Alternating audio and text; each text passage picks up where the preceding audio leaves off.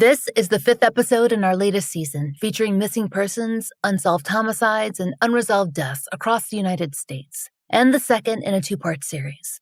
The views, thoughts, and opinions expressed are solely the interviewee's own. All individuals are presumed innocent until proven guilty in a court of law. This series discusses crime scenes, violence, and homicide. Listener discretion is advised.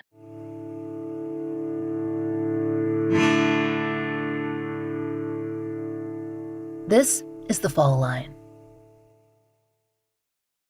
Last episode, we began the story of Eric Nelams, who grew up in Columbus, Georgia, in a large, close-knit family.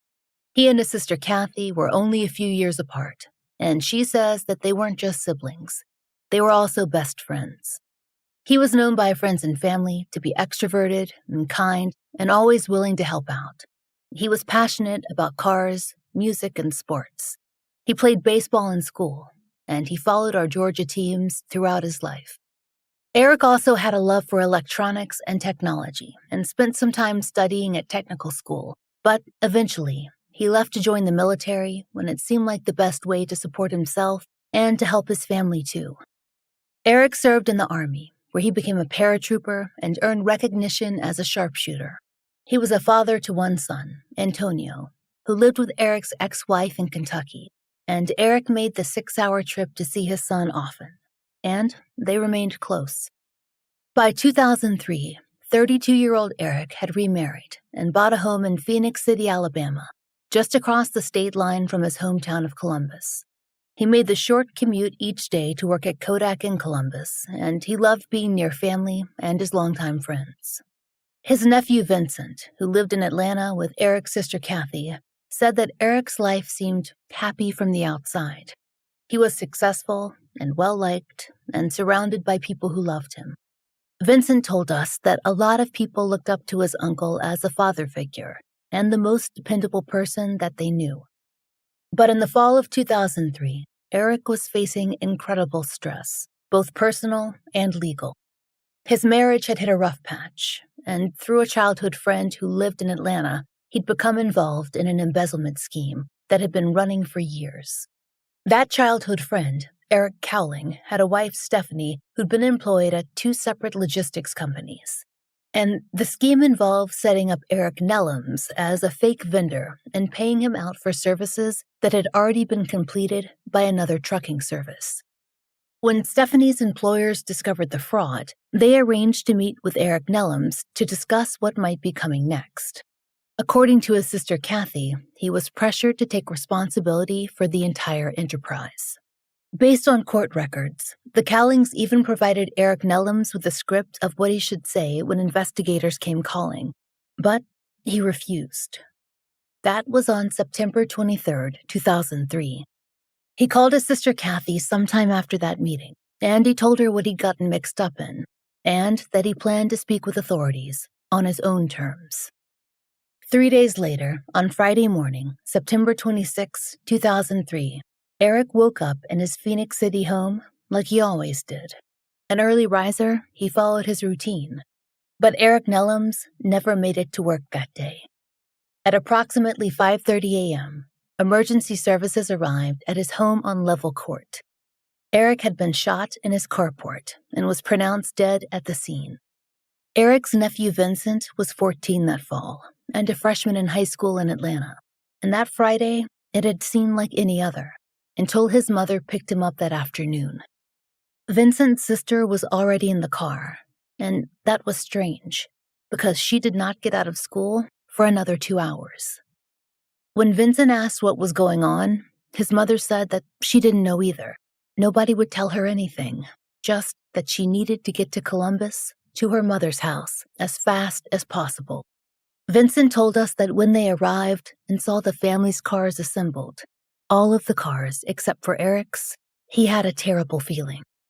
We don't have the police records in Eric's case, but the basic facts are well known by his family, and a few investigative details have been shared with the local media over the years.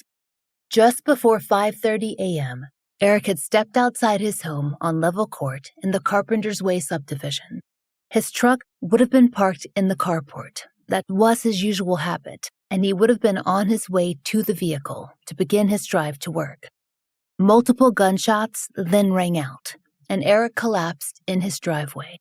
According to his family, his wife and stepchildren were all still inside his home, and it was his wife who called 911. Per the Citizen of East Alabama newspaper, it seems clear that more than one person had approached Eric that morning. A 2024 article noted that, quote, there were multiple suspects on site and one female witness. The witness was able to provide police the perpetrator's body type, clothing, and general look, but was unable to recall any defining facial features. The witness saw the perpetrators running to their car. Now, when we first read that, we assumed the two individuals fled the scene.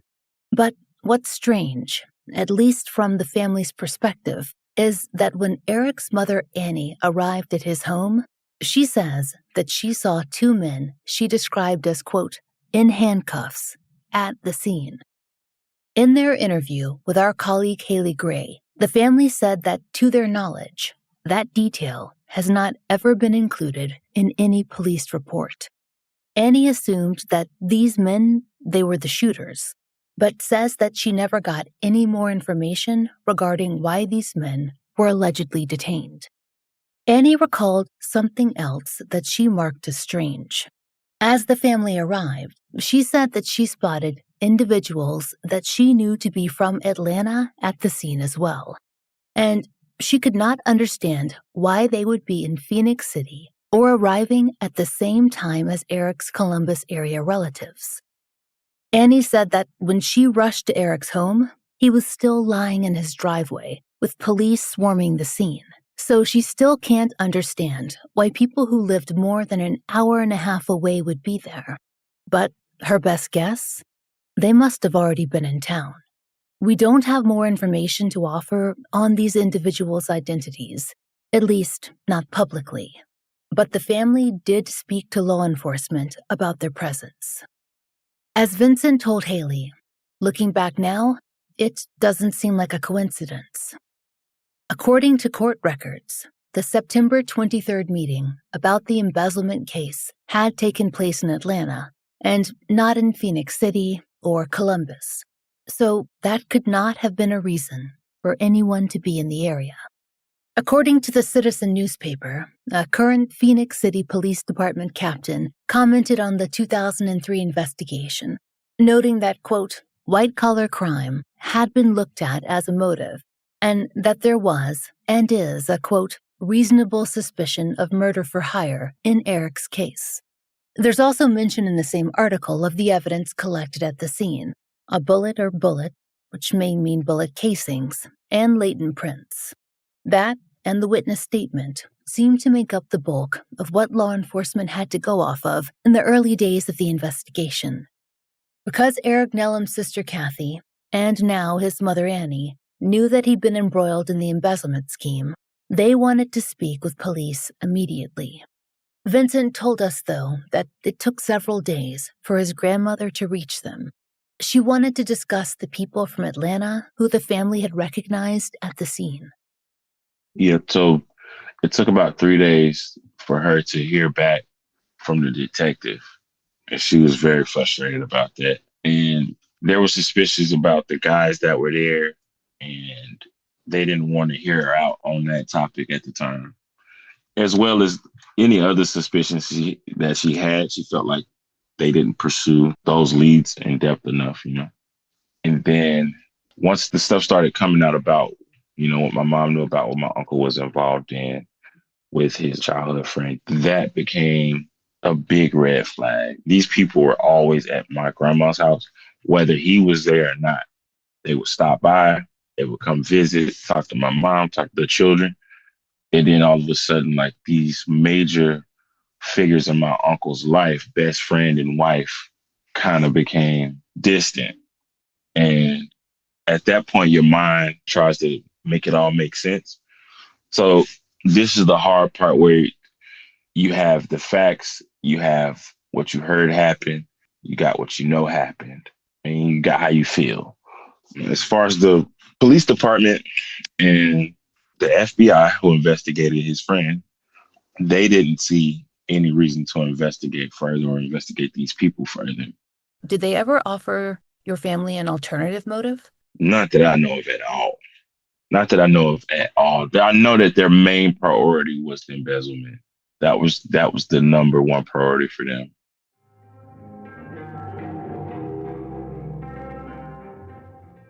At Arizona State University, we're bringing world-class education from our globally acclaimed faculty to you. Earn your degree from the nation's most innovative university. Online. That's a degree better. Learn more at asuonline.asu.edu.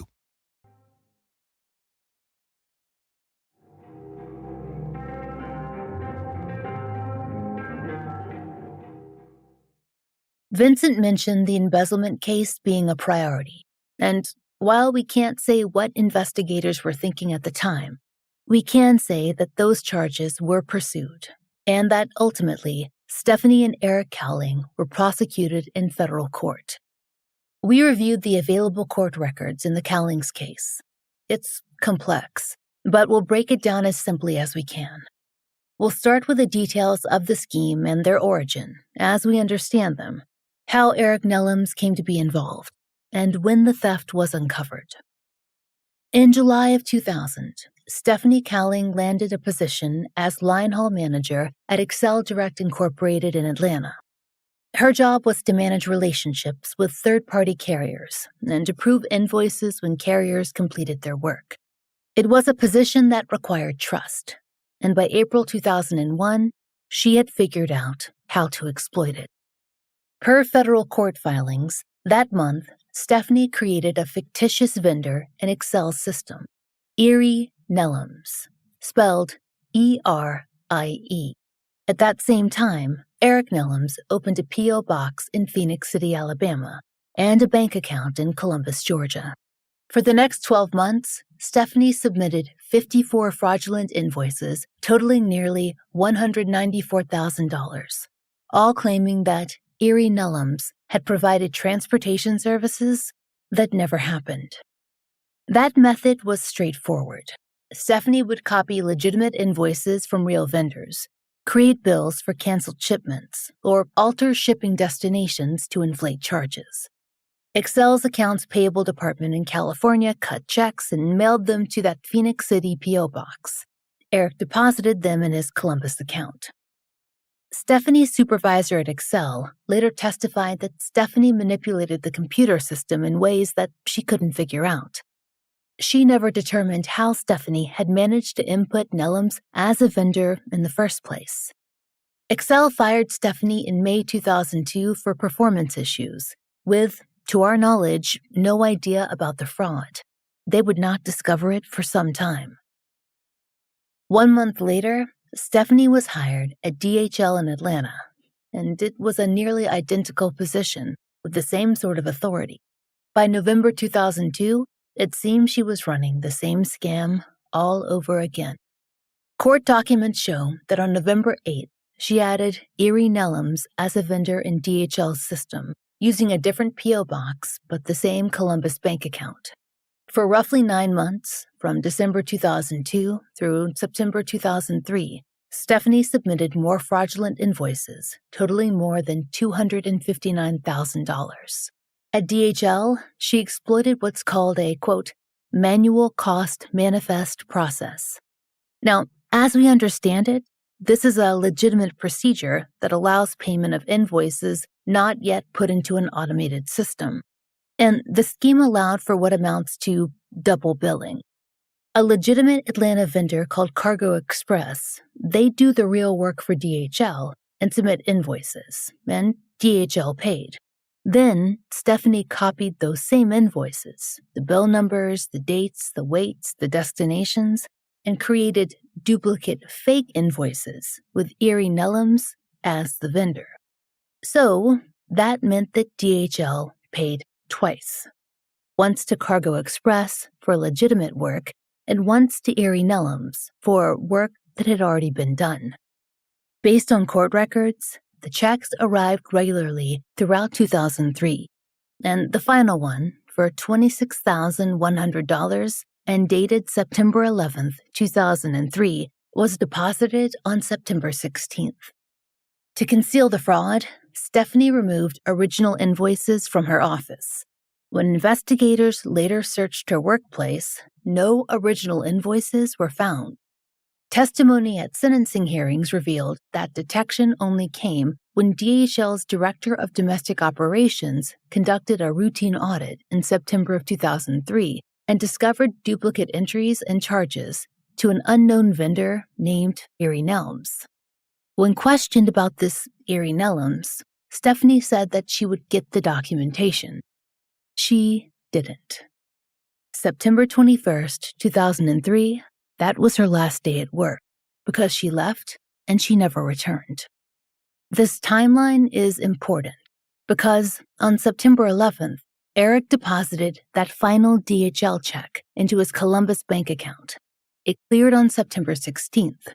On September 21st, Stephanie stopped showing up after being questioned about the vendor, and then came September 23rd. Per court documents, Eric withdrew $15,000 in cash from his account that day. Then he went and met with Stephanie and her husband, Eric T. Cowling, in the Atlanta area. Eric Nelams' then wife was also apparently present, but we don't know how long she was aware of the scheme. What happened at that meeting came out later, during Stephanie's January 2007 sentencing hearing.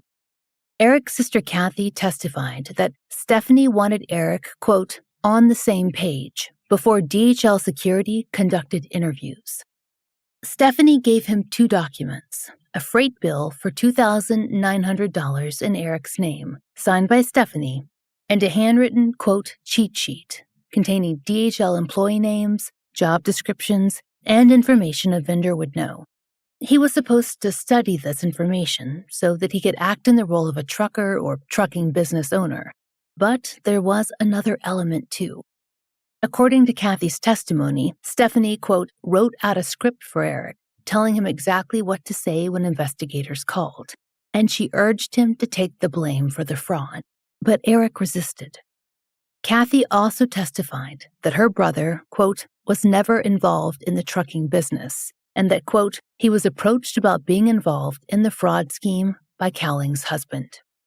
As you heard earlier, Vincent said that the two men had spent a lot of time together over the years, and they were childhood friends. So Eric Nelams trusted Eric Cowling. Eric Nelams' family does not excuse his involvement in this scheme.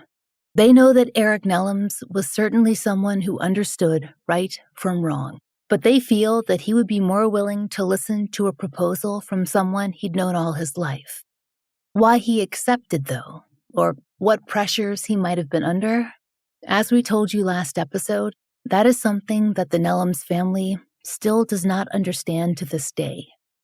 So Eric Nelams met with the Cowlings on the 23rd, and just 3 days later, on September 26, 2003, he was found shot outside his home in Phenix City. Nearly 3 years to the day, on September 25, 2006, Stephanie pleaded guilty to conspiracy to commit wire and mail fraud. Her husband was convicted of the same charge. All told, court records show the conspiracy stole $453,054.40 from the two logistics companies. The sentencing hearing took place on January 19, 2007, and the prosecution argued for sentence enhancements, claiming the scheme was sophisticated and that Stephanie obstructed justice by coaching Eric on what to tell investigators. The judge sentenced Stephanie Cowling to 42 months in federal prison. Eric Cowling received a sentence of 36 months. Stephanie appealed on the basis that the scheme had not been sophisticated, but her sentence was upheld. Eric Nelams' family hoped that through the investigation of the embezzlement scheme, more information would be uncovered that could lead to why Eric had been killed and who had set the plan in motion. In their eyes, the two seemed clearly connected.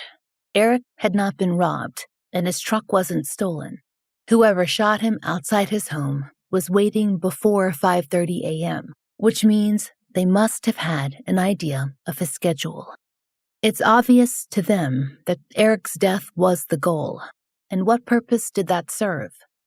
But throughout the extensive federal process, they learned nothing new. And over the years, the few details they've hoped for more information on, like possible leads regarding bullets or bullet casings and the latent prints at the scene, have not turned up any helpful information in the case. In at least one interview, a family member recalled that they'd been told that those prints belonged to officers who were at the scene of the crime that day. When we reached out to Phoenix Police Department for comment on Eric's case, we did not receive a response. Eric's family remains convinced that there are people in Columbus and Atlanta who know exactly what happened to Eric, who was involved, and why he was killed. And they have done everything they can to keep his name in the local spotlight. Before social media existed, they took out ads in the newspaper every single year to memorialize him and to remind locals that his murder was still unsolved. They've held vigils. They've worked with local news stations to update his case, and they say they've reported tips to law enforcement in hopes that the investigation will continue. But so far, there hasn't been a break. So, they say, they've looked further afield for help. According to the family's interview with Haley Gray, Kathy reached out to a private investigation group called IRIS, Incident Response Investigative Strategies. Kathy told Haley the group is comprised of retired law enforcement officers, forensic analysts, behavioral analysts, and geoprofilers. She hoped that even if IRIS could not solve the case, they could at least provide an unbiased review, someone to confirm that everything possible had been done. Kathy said that IRIS was interested in Eric's case, but they needed access to the case file from Phenix City Police. Kathy says the police declined, stating they were following an active lead in 2024, and the family says they have not been informed of any results from that lead. Kathy did not stop there. She appealed the decision, speaking with both the district attorney of Russell County and Phenix City and with the police department. According to Kathy, IRIS was even willing to sign a non-disclosure agreement, but the request was still denied again. And the family struggles to understand why. They say IRIS offered experienced investigators, forensic expertise, and behavioral analysis, all at no charge. Eric's nephew Vincent emphasized to us that he and his relatives, they're not trying to assign blame. Many people involved in the original investigation, they've moved on. The family just wants to find out who killed Eric, and they believe that his murder may be tied into criminal activities that should be of concern to authorities beyond the small town of Phenix City. I asked Vincent if he thought that there was a larger, more sophisticated scheme in Atlanta, one that the feds maybe hadn't fully explored. I believe that as well, just because the role that my uncle played in the whole thing was probably the smallest and the end of the stock. So in order to complete the whole thing, they needed him. And I feel like if it's a pyramid, he's at the bottom. And there were several people above that. And maybe the feds just wanted to get their conviction, and they had enough to say, hey, we got these two people. We had three, but we got these two. It just seemed like they wanted to win and not to actually solve multiple crimes.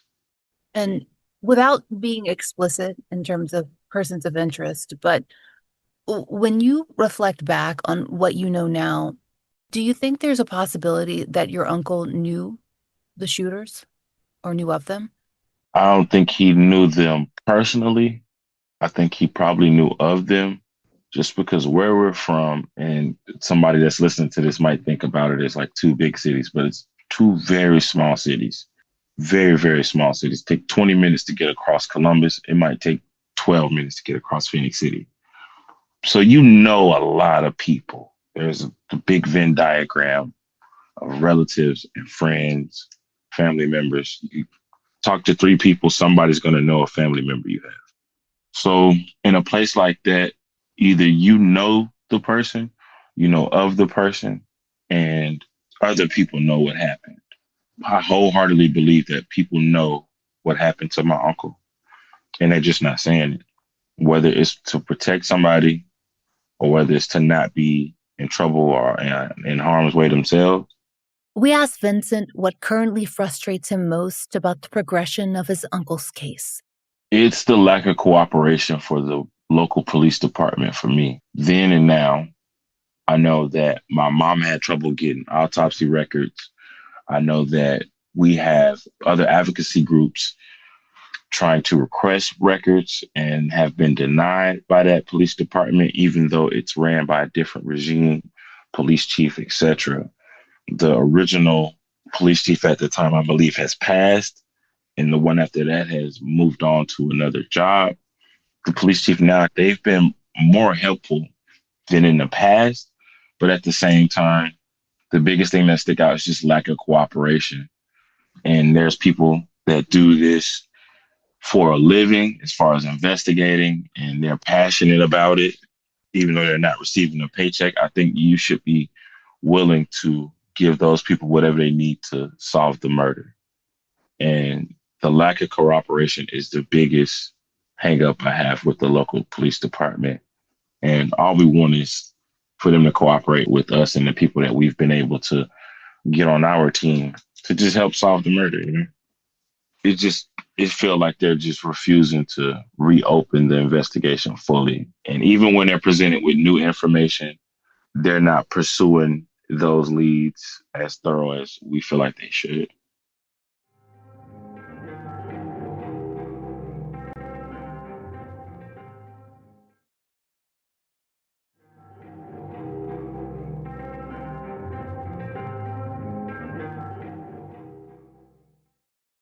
For decades, Kathy Nelams has been the primary advocate in her brother's case, and Vincent says that has worn on his mother. Like so many other family members we've spoken with over the years, it's become a second job to advocate and to become, as Darlene Gomez said in our last series, their own investigators. But it's something that she has willingly done to keep Eric's case in the spotlight and to keep up a dialogue with law enforcement in Alabama. With help from advocates like Haley and podcasts and journalists and nonprofits like Season of Justice, Eric's face and story have appeared in news broadcasts and across digital media, Instagram, TikTok, and most recently, a series of billboards along I-85, the interstate that runs between Columbus and Atlanta. This was big enough that our local Atlanta stations covered Eric's case too. It's the first time in our memory that his story made it into the Atlanta news. But Vincent told us that arguments over files and denied FOIA and the frustration that comes when help is offered and then turned away, no one should have to take that on for decades. He and his sister, they've long participated in advocacy for their uncle. But recently, he's decided to take on an even more active role. It just became overwhelming for her at some point. And mentally, physically, it's a lot to relive what happened 22 years ago every day and have to see, his face and have to relive everything. And we had that conversation and she told me that she needed my help. And of course, I told her whatever she needed from me, I would be more than willing to help. And it started with a podcast. I do not remember the specific podcast. And it went really well, but she told me afterwards I did a really good job. And would I be willing to do more podcasts? Like I always tell her, I'll be willing to do anything to help get this case off. And since then, reinvigorated me because I started getting accounts from people that I didn't have before. I started listening to what my grandmother had to say about the entire situation and my mom had to say about it, aunts and things of that nature. And it lit a fire under me because I could see how heavy it weighed on my mom, my grandmother, even my sister. His murder makes me sad, but it's more of an anger thing because his son doesn't have a father. I don't have my uncle. It's like a hole in the family. Now the family's not the same since he's been gone. So I kind of, like I said, I always try to model my footsteps after his. It's like, what would he do in this situation? He would step up to the plate and help his sister. I told my mom that I would be willing to take on some of this stuff by myself. And, I kind of hosted the visual for yesterday.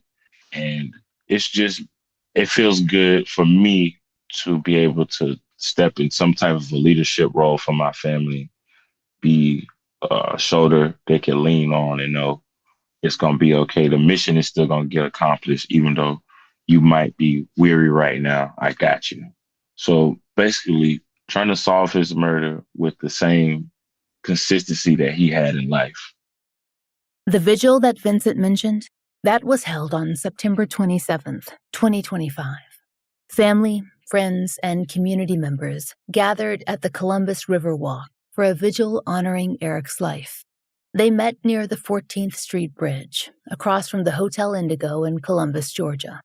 Attendees wore blue and orange, standing together to remember Eric and to support the family's continued fight for justice and for answers. Orange is usually meant to represent victims of gun violence, and blue, crime victims' awareness. Now that Vincent has taken the lead, he is determined to keep doing so. He believes that the more media he does, the more attention he can attract to his uncle, the higher likelihood that the right person will see that coverage. Or, perhaps, decide to do the right thing and finally come forward. We always say that someone knows something. In this case, Vincent says, the Nelams family is certain that they're in a situation where someone they know or who knows their family is the person who can make that difference. Currently, there is a $15,000 reward in Eric's case, and Vincent hopes that will be enough. We're talking about 3 cities. It's still a very small community. So a lot of people know each other, whether we know the person or not. There's such a crossover. So doing the billboards and getting the reward raised, having it on the local news, putting it in the newspaper, doing the podcast, it keeps his name alive. It keeps people talking about it. And it creates the space for somebody to say something. Because if you thought that we forgot about it or we just swallowed it and moved on, you know that's not the case. We pretty much know that it's people around our family that know something. So that's unsettling, but you have to, like I said, just give people the space to say something. They might have not been in the space to say something at the time. Or maybe it's a financial thing. Maybe somebody will see it and say, man, I've been carrying this for so long. Why am I protecting this person? You know, let me do what's right and get rewarded for it finally. So we just want to keep it front facing to where the people that's in these cities, it'll be top of the mind for them. And maybe somebody will finally come up front and say something, because it just takes one piece of information, one link in the chain that we were missing to make it all make sense. One domino to fall to make it all make sense. Even if it's just a small lead, it's progress. What we want is progress. We just want justice for him. So we can't lay down and hope that it's going to happen.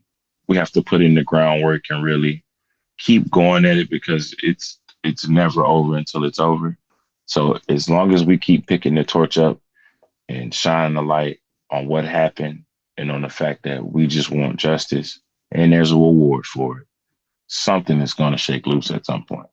Vincent feels sure that someone will eventually make that choice. I think that it's just the right thing to do, because he didn't deserve it. He wasn't a street guy. So I'm not here to judge anybody. That's God's job. We just want justice for my uncle. And if you have the information, submit it anonymously, or however they feel like they need to get the information to the right people. But that's all we want is the information, especially if you're not directly involved. Even if you are directly involved, carrying that kind of weight for 22 years has to be taxing. It has to not feel good. I'm sure it doesn't feel good. So relieving yourself of that and giving an entire family some answers and justice will probably do wonders for your soul and your spirit. Eric's family has had to spend much of the past 2 decades talking about his murder, but they want our audience to know that was not the sum total of who he was, not even close. It's important to them that you know that the embezzlement scheme may explain how he died, but it doesn't define who he was in life. Eric Bernard Nelams was a devoted father who would drive 12 hours round trip just to spend time with his son. He was a veteran who served during the period of the Persian Gulf War, and his example inspired both his son and his stepdaughter to serve in the military as well. He was the brother who showed up without being asked. He was a loving and supportive son. He was an uncle who taught by example what it meant to be dependable. Eric loved his family so much. His skill of bringing people together through music, through celebration, it's something that his family misses every single day. Vincent says, as a father and husband himself, he's trying to instill the things that Eric taught him into his own sons. He talks with them about Eric, and he wants them to know the man who helped raise him. Taking them to events like the Vigil is part of that. My oldest is 4. My youngest is 9 months. So my 4-year-old, yesterday, he knows who my uncle is. We've talked about him before. I told him how great of a man he was, and he was like my dad. And I think yesterday he kind of understood a little better, seeing the family there, talking about him. So, he's asking more questions about who he was exactly. But I think as far as him being an influence on how I parent, it's just being consistent, being a man, taking care of your responsibilities, understanding that your family is just not your kids and your wife, it's your whole family. And you don't sign up for the job to be the man of the family. It's kind of ordained. And then how you handle it is how people will remember you. And that's how I try to model my entire life, not just being a father, it's my entire life. How you treat people is how they'll remember you. It's being responsible, being dependable, consistent, loving. It's all of those things. No matter the mistakes he made, everybody makes mistakes. In the grand scheme of life, he was great. He was awesome. And that's how I remember him. That's how everybody remember him. And one day I'll be gone. All I want is for people to say that he was a good dude. And that's how people remember my uncle.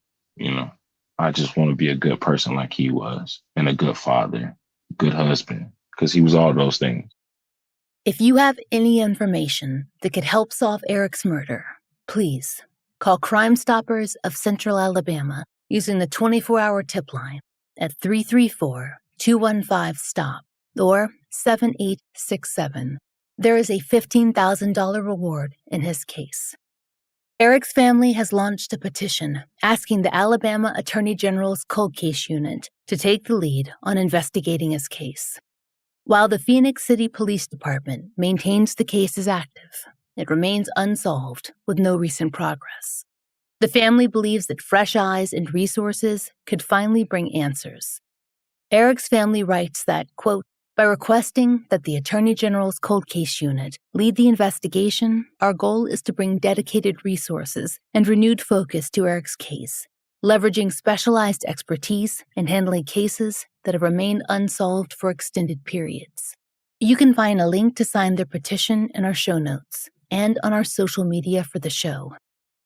Next time on The Fall Line, we speak to a private investigator and former Atlanta cop who's been working on cracking one of our city's most famous cold cases. If you know of a case that should be covered on The Fall Line, there's a link to our case submission form in the show notes. Thank you for listening. The Fall Line is an independent podcast, and we appreciate listener support. It allows us to do research, obtain FOIA, and pay our content advisors, and support and donate to the causes we care about. Our therapy fund is paid for through Patreon and Apple Premium subscriptions. If you try out the products we advertise, please use our sponsor codes. It really helps. And please take a moment to rate and review our show in your podcast app of choice. If you listen on Apple Podcast, please be sure to check your subscription to make sure you're set for automatic downloads so that you don't miss an episode. My book, Lay Them to Rest, is out everywhere now. Find out more through the link in our show notes. The Fall Line is written, hosted, and researched by Laura Norton. Additional research by Haley Gray. Interviews by Brooke Hargrove. Engineered and scored by Southern Gothic Media and Rachel Boyd. Content advisement by Vic Kennedy and Brandy C. Williams. Special thanks to Liz Lipka.